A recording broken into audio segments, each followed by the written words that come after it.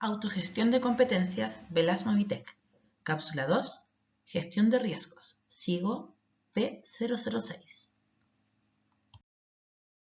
En la búsqueda de reforzar los conocimientos que tendrá al leer el procedimiento estructural, administración de riesgos, seguridad, salud en el trabajo y riesgos operacionales, es que se genera este video explicativo del contenido de dicho procedimiento.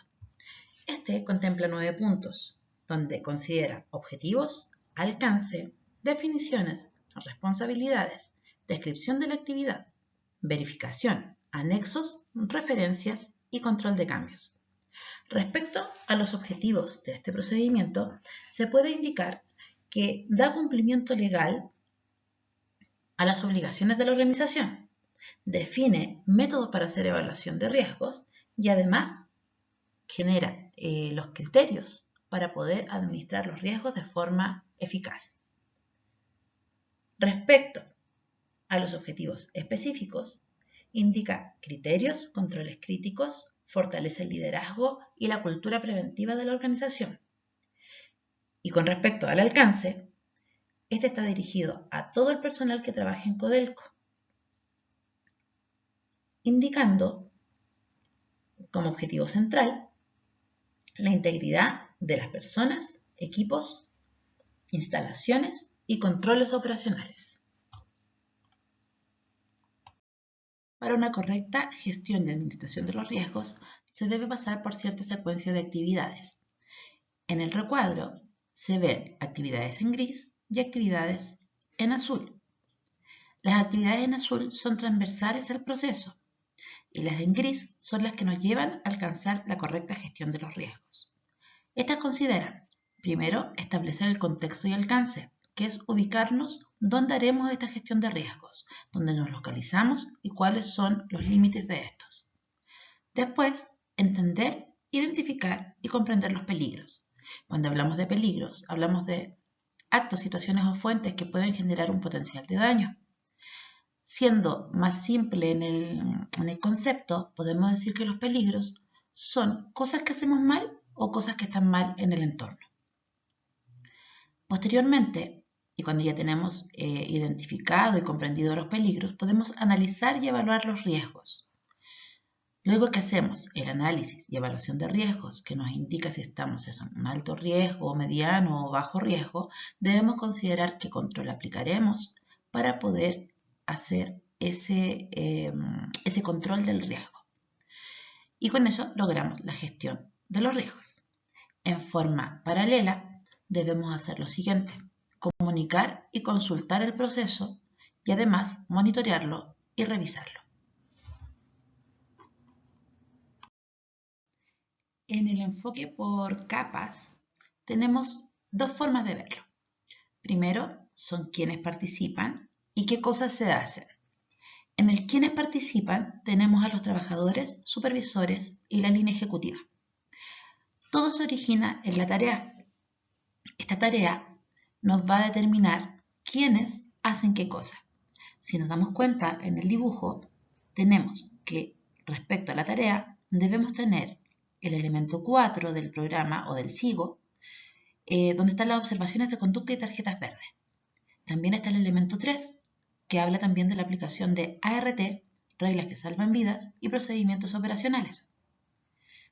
Eso se realiza de la mano del trabajador. Por otra parte, tenemos en la línea de supervisión que se deben aplicar los estándares corporativos. Estamos hablando de los estándares de control de fatalidad y los estándares de salud en el trabajo. Además de eso, tenemos liderazgo y compromiso con los personalizados y tenemos las matrices de riesgo y controles de riesgo. Por último, tenemos la línea ejecutiva, que también participa en matrices de riesgo, liderazgo y compromiso y la aplicación de estándares corporativos. En la última línea también se puede ver que tenemos los reportes de seguridad y salud operacionales, que son los informes de gestión que se realizan. Si bien es cierto, el mapa de procesos es un dibujo o un diagrama donde se pueden apreciar todos los procesos involucrados en una organización, para las matrices existe este formato o estructura donde debemos enunciar cuáles son los procesos que se analizarán.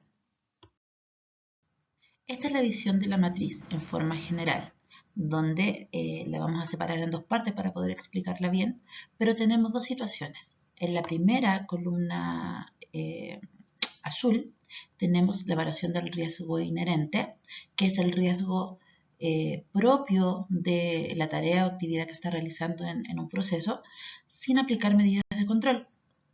Y la segunda es el riesgo residual, o sea, cómo queda mi riesgo luego de aplicar controles.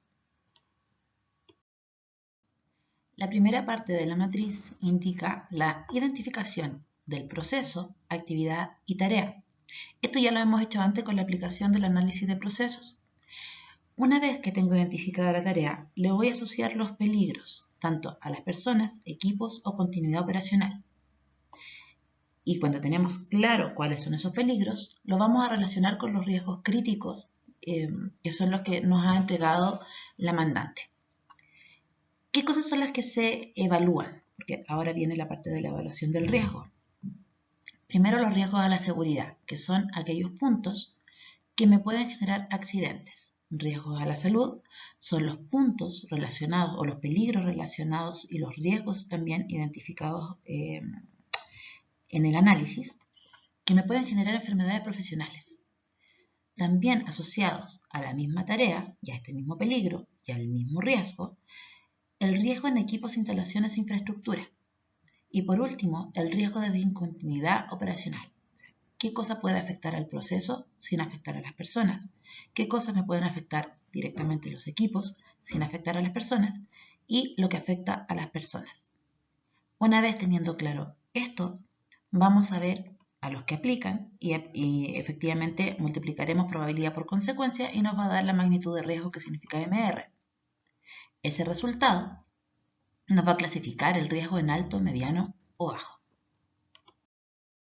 La segunda parte de la matriz, si ustedes se dan cuenta, en la primera columna la tomamos de la parte anterior, la clasificación según lo que quedó. Yo debo generar controles y tengo que colocar los que están existentes, ¿cierto? Y si necesito adicionales para el control. Estos están predefinidos. Indicar quién es el responsable de implementarlos y si este evento sería de alto impacto o no. También hay un listado para verificar eso. Una vez que ya generé el control, designé el responsable e indico si es de alto riesgo o no, vuelvo a evaluar. Y esta evaluación, similar a la anterior, me va a dar el riesgo residual. El anterior era el riesgo inherente, este es el riesgo residual. Y en base a eso, ¿cierto? Tengo que indicar quién va a ser el responsable de verificar que estas medidas que designé para controlar el riesgo efectivamente se cumplan y que este riesgo residual sea efectivo. En el procedimiento aparecen las siguientes tablas que indican cómo debo evaluar o qué valores asignar, en este caso, a las consecuencias o impactos. Estas letras que salen acá, que pareciera que es chino mandarín, se explica en la tabla siguiente. Corresponden esas letras a los centros de trabajo. Por tanto, esto está previsto. Entonces, me dice en qué centro de trabajo yo tengo que considerar qué escenario de pérdida y qué evento de riesgo. Posterior a las consecuencias e impactos, vamos a encontrar la probabilidad o frecuencia. Y también me asignará valores. Por tanto, yo tengo que ver la descripción y ver cuál es la que se asemeja más a la evaluación que estoy haciendo. Una vez que tengo definida la probabilidad y la consecuencia y los multiplico, me va a dar otra clasificación, ¿cierto? Que es el alto, mediano o bajo, según el puntaje que se obtenga. La tabla que aparece a continuación es un resumen de lo que vimos antes, donde me indica la consecuencia, la probabilidad y la clasificación que me quedaría, ¿cierto?, con los resultados obtenidos. Un caso particular tiene que ver con los criterios de salud ocupacional, ya que para poder evaluarlos tengo que, y ayudados por la mutual claramente, por H, tener los valores de las exposiciones para saber si efectivamente está superado o está dentro de los rangos. Y eso es lo que me va a generar si la magnitud es alta, media o baja, no la multiplicación de probabilidad por consecuencia, sino que debo considerar el contaminante en el ambiente. Cuando determinamos el nivel de riesgo, sabemos que debemos actuar. Mientras más alto el riesgo, la barrera debe ser más dura. A eso le llamamos controles de ingeniería. Y las barreras más blandas se refiere principalmente a lo que significa administración, elemento de protección personal, porque tienen una alta probabilidad de que no sean cumplidos al 100%. No es que no sean importantes, pero requieren de disciplina de parte de las personas.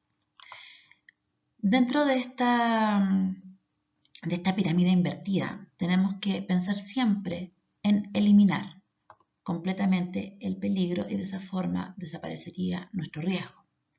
Lo otro que se puede hacer es sustituir. Cuando yo no puedo eliminar, busco cómo reemplazar el material, sustancia o proceso por uno que sea menos peligroso.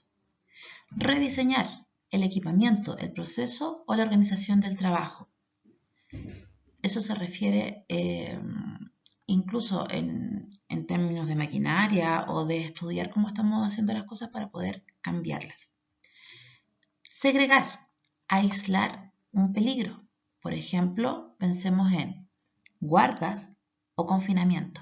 Si quiero disminuir ruido, podría, por ejemplo, encapsular el ruido y con eso bajar sus niveles. Administrar. Tengo que generar controles como capacitación, procedimientos. Y en el elemento de protección personal es el uso de estos elementos de forma apropiada donde no puedo aplicar otro control. Si se dan cuenta, nos habla de alta jerarquía y baja jerarquía. Lo prioritario siempre debe ser comenzar por la alta jerarquía. El procedimiento nos indica qué controles utilizar. Para eso, la mandante nos ha entregado una guía de controles críticos y además de eso nos indica como base los requerimientos legales, las ART o análisis de riesgo de la tarea, procedimientos específicos de trabajo, permisos de trabajo, capacitación y entrenamiento, obligación de informar. Además de aquello, tenemos otro tipo de controles como son las inspecciones diarias a equipos, observaciones de conducta, charlas de 5 minutos, inspección de elementos de protección personal, inspecciones planeadas de equipos críticos, charlas motivacionales, revisiones de documentos y entrenamiento. Si se dan cuenta, todas las medidas de control están previamente diseñadas y cuando las dejamos en una matriz, estamos declarando cuáles son nuestras medidas. Por tanto, es sumamente relevante el tener la evidencia de que esto lo estamos cumpliendo. Por último, tenemos la pregunta respecto a si el riesgo es de alto impacto o no. Y acá tenemos dos situaciones. El riesgo que estamos analizando es de origen natural o es de origen industrial. Y acá debo revisar si esta situación que yo estoy evaluando tiene que ver, por ejemplo, con temas geológicos o climatológicos, para poder determinar, ¿cierto?, qué medida de control aplicaremos ahí. Y respecto a los industriales, tenemos que ver si tiene relación con accidentes con resultado de muerte, incendios de instalaciones con daños severos a la propiedad, situaciones operacionales con daños severos a la propiedad y por último los impactos que afecten al ambiente.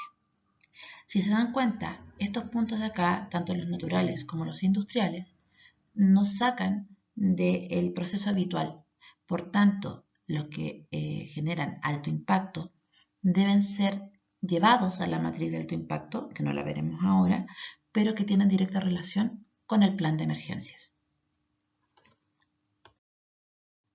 Acá se usa la misma tabla como referencia, viendo el escenario de las pérdidas y el posible evento de riesgo.